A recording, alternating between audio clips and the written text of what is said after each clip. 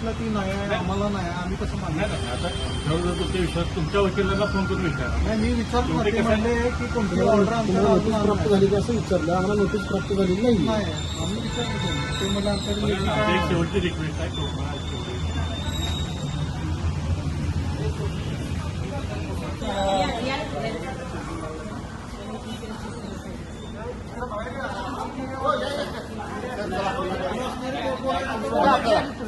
आपण MIDC light होती.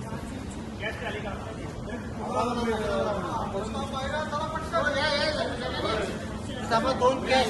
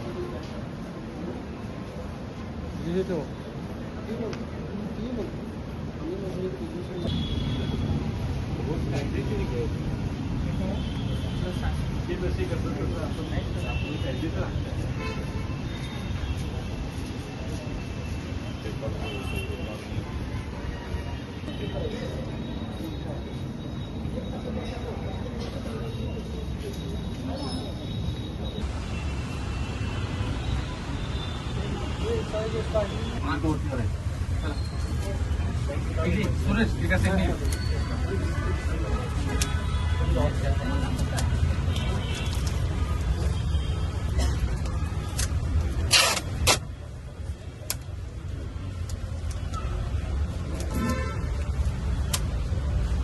शिक्का घ्या. विजय कोण शिकला? कोण शिकला? दोन अँगल आहे तो आमच्याकडे.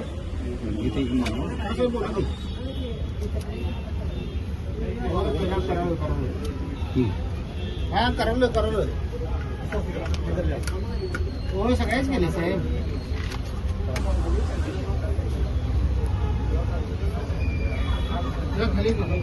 एक मिनिट.